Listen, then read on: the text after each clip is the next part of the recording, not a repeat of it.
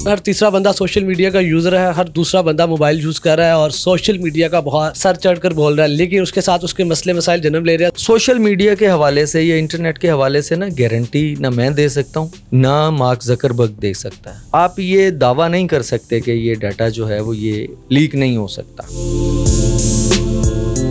हमारे साथ मौजूद है deputy director cyber crime Asif Iqbal साहब। सर, पाकिस्तानी बड़े गैर महफूज फील कर रहे हैं या नहीं कर रहे? देखिए, गैर महफूज तब फील करता है बंदा जब एक बैरियर से बाहर निकलता है। तो पाकिस्तान में थोड़ा सा अनफॉर्चुनेटली लोगों को हम उस तरह से एजुकेट नहीं कर सके सोशल मीडिया के हवाले से जिस लेवल पे करना चाहिए। और कुछ हमारी सोसाइटी का ये अलमी है कि हम लोग सीखते देर से हैं। तो कोशिश जारी रखेंगे ये इसी तरह से आप और हम कि लोगों को हम ये इस पे अवेयरनेस दें, लोगों को एजुकेट करें कि क्या उन्होंने सोशल मीडिया पे करना है और क्या नहीं करना, और सिक्योरली सोशल मीडिया किस तरह से यूज़ करना है। ये इंशाल्लाह एजुकेट करते रहेंगे लोगों। सबसे पहले बताइएगा कौन सी ऐप्स महफूज है, कौन सी ऐप्स महफूज नहीं है, कौन सी ऐप्स पे हमारी ज़िंदगी दाव पे लग सकती है? देखिए, जो हमारी इंटरनेशनली रिकग्नाइज्ड ऐप्स हैं वो तो ऑब्वियसली हमारे ख़्याल से महफूज हैं। ट्विटर है, फेसबुक है, इंस्टा है, स्नैपचैट है, या इस तरह की जितनी भी यूट्यूब है, आपका गूगल है, ऑब्वियसली महफूज हैं वो। और बात फिर होती है कि डाटा तो सुना था कि फ़ेसबुक का भी लीक हुआ। ये जो कंप्यूटर साइंस का फील्ड है या आपका डिजिटल मीडिया का, इसमें ये आप जितनी मर्ज़ी आप लेयर्स लगा लें सिक्योरिटी की, आप ये दावा नहीं कर सकते कि ये डाटा जो है वो ये लीक नहीं हो सकता। कहाँ पे? ये कहीं पे भी हो सकता है, लेकिन डिपेंड करता है कि जिस तरह की आपकी बजटिंग है, जिस लेवल का आपका डाटा है, जितना ज़्यादा आपका जो साइबर सिक्योरिटी के हवाले से आपने मेजर्स लिए होंगे, उतना ही सिक्योर होगा डाटा आपका। लेकिन फिर भी कहीं ना कहीं जो सिक्योर करते हैं वही लोग हैं जो उसमें से वल्नरेबिलिटीज़ निकालते हैं।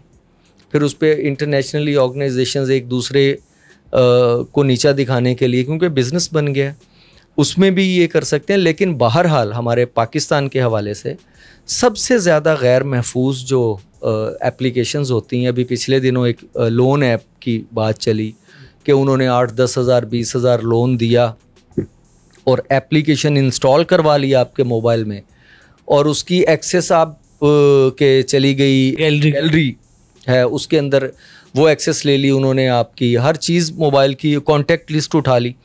अब हुआ ये कि गैलरी में जो पिक्चर्स पड़ी हुई थी, वीडियोस पड़ी हुई थी आपकी प्राइवेट और पर्सनल फैमिली की, वो उन्होंने उठा के और लोगों को ब्लैकमेल करना शुरू कर दिया। तो कहने का मतलब ये है कि वो एप्लीकेशंस इंस्टॉल करें, जब कोई भी नई एप्लीकेशन इंस्टॉल करने लगें उसके नीचे उसको देख लें कि कितने स्टार्स हैं उस पर। तो आम तौर पे 4 स्टार से ऊपर वाली एप्लीकेशन जो है वो सिक्योर और सेफ़ होती है। लेकिन वो भी अगर ऐसा, क्या इसकी गारंटी है कि जिसके 4 स्टार्स हैं या उसके ऊपर है वो उसमें ऐसा नहीं होगा मेरे साथ?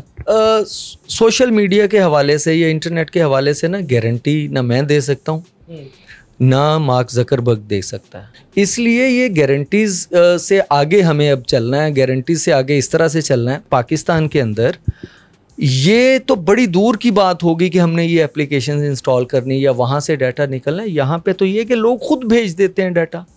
इतने सारे केसेस हैं कि फीमेल्स ने, मेल्स ने अपनी यानी बग़ैर कपड़ों के तस्वीरें बना के लोगों को भेजी हुई हैं। क्या नया स्कैम आया हुआ है? वो अननोन जो बंदे दोस्ती करते हैं उसका थोड़ा बता।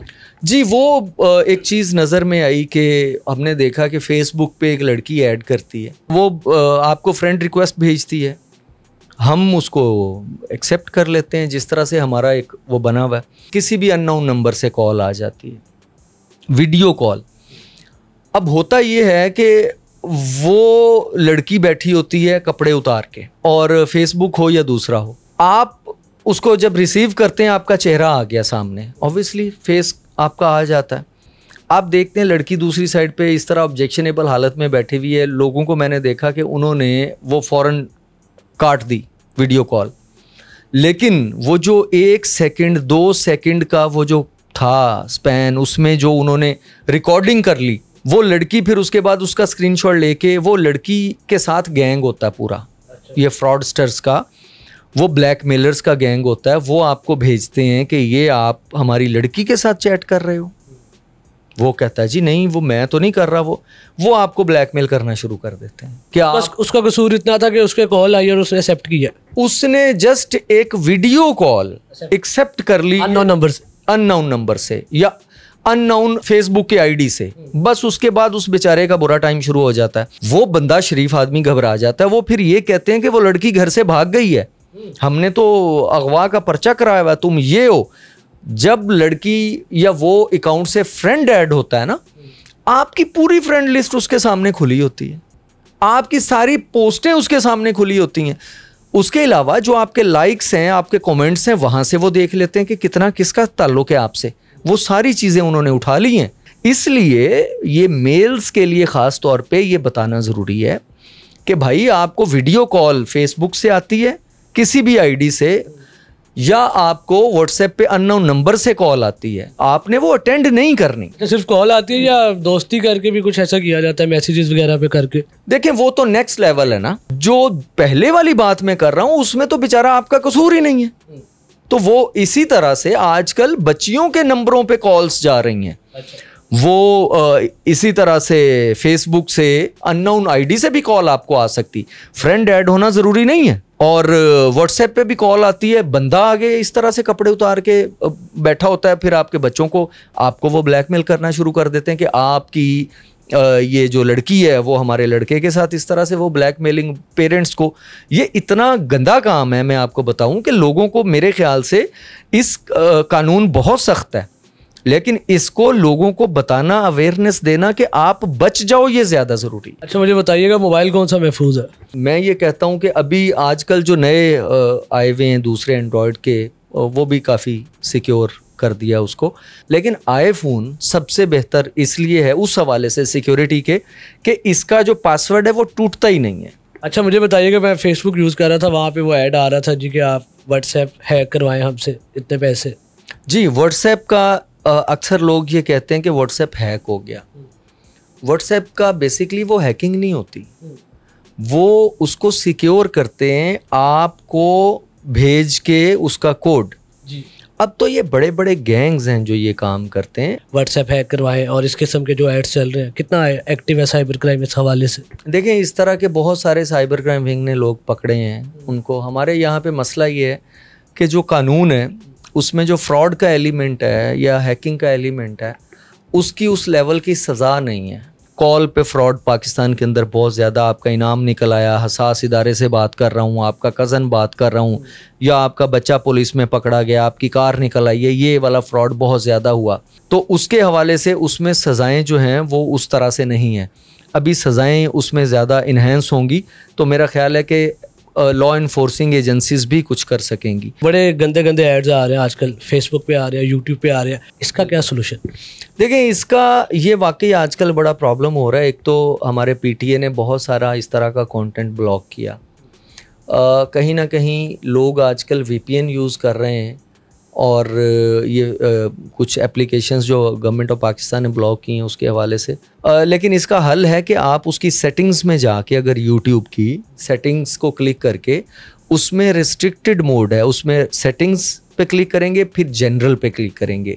जनरल के अंदर रिस्ट्रिक्टेड मोड है, अगर उसको ऑन कर देंगे तो उसमें 99% जो है वो ये एड्स जो उल्टी सीधी जो यूट्यूब के ऊपर आती हैं वो ब्लॉक हो जाएंगी। इसी तरह से बाकी एप्लीकेशंस के अंदर वो रिस्ट्रिक्टेड मोड ऑन करें। ये आईफोन के यूज़र के लिए सेटिंग्स के अंदर फेस आईडी एंड पासकोड है, वो देने के बाद उसके अंदर आप जो है इसमें कंट्रोल सेंटर जो है, कंट्रोल सेंटर को ऑफ कर दें। अगर उसको ऑफ कर देंगे तो वो मोबाइल अगर आपका लॉक होगा, कंट्रोल सेंटर ऊपर से नहीं खुलेगा। जिसने आपका मोबाइल चोरी किया होगा वो उसको एयरप्लेन मोड पे कर देगा तो आपका मोबाइल ऑफ, सिम ऑफ हो जाएगी, तो वो मसला हो सकता है। उसको ऑफ कर दें आप कंट्रोल सेंटर को, तो ये एक सिक्योरिटी है जो आपका आईफोन के लिए बेहतर है। और फाइंड माई आईफोन ऑन होना चाहिए? वो ऑब्वियसली ऑन होना चाहिए। वो ऐसी चीज़ है कि आप पिन पॉइंट जाके बंदे को ढूंढ सकते हैं, लेकिन फौरी तौर के ऊपर आप फाइंड माई आईफोन से आप नहीं ढूंढ सकते। लेकिन अगर आपका ये इस तरह से आपका कंट्रोल सेंटर ऑफ होगा तो आप फ़ौरन बैठे बैठे कॉल करेंगे, बेल पे होगा तो वो बेल रिंग ऑन हो जाएगी उसकी। तो इसलिए ये दोनों चीज़ें बहुत ज़रूरी हैं। अच्छा, मेरा आईफोन चोरी हो गया या डकैती हो गई है, मेरे से छीन के ले गए, FIA क्या करेगी, साइबर क्राइम क्या करेगी, या बाकी एजेंसी क्या करती है कि जिससे फ़ोन रिकवर हो जाए? देखिए, उसमें तो आपने कंप्लेंट ही करना है ना। फौरी तौर पे आपने अपना गूगल या एप्पल किसी और फ़ोन के ऊपर लॉगिन करने के बाद आप उसकी लोकेशन ले, वो आपको लोकेशन आ जाएगी। ये आपने पहले करना है। और साइमल्टेनियसली कोई आपका भाई या कोई भी वो ईमेल कर सकता है साइबर क्राइम विंग को, helpdesk@nr3c.gov.pk। जब हम मोबाइल बेचते हैं, खासकर ख़वातीन बेचती हैं, तो वो कहा जाता है जी कि उनके फ़ोन से डाटा रिकवर वगैरह हो जाता है, वो सारा क्या मामला है? वो ये है कि मैंने देखा है कि लोग जो हैं वो फैक्ट्री रीसेट नहीं करते फ़ोन को बेचने से पहले। फैक्ट्री रीसेट करने से ये होता है कि जितने आपके ऑनलाइन अकाउंट्स हैं वो सारे लॉग ऑफ हो जाते हैं। आपका जो डाटा इसमें पड़ा होता है, आप जितने अकाउंट कनेक्टेड होते हैं वो डाटा उड़ जाता है, जो इसमें फिज़िकली डाटा पड़ा हुआ है आपका वो भी उड़ जाता है। और मोबाइल अपनी उसी शक्ल में वापस चला जाता है कि जिस शक्ल में वो पहले था जब आपने नया बाय किया था।